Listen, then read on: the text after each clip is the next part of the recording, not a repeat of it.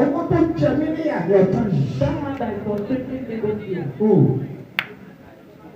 Ọwọ́ tó jẹ mí ní àná ọ̀tún yìí. The hand that is making me to suffer. Tí ò jẹ́ kí n rí ìkọ̀ọ̀kan.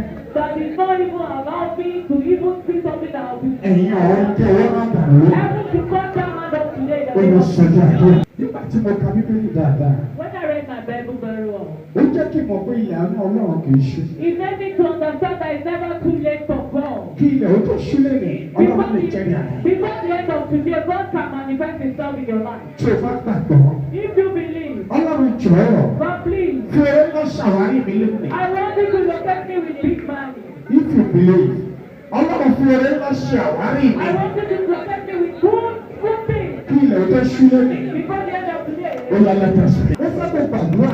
I want you to. Ọlọ́run jọ̀ọ́. God please. Láyé àwọn tí èmi ṣe Christmas.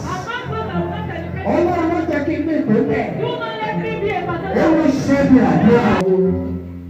Ọlọ́run mi fọ̀rọ̀.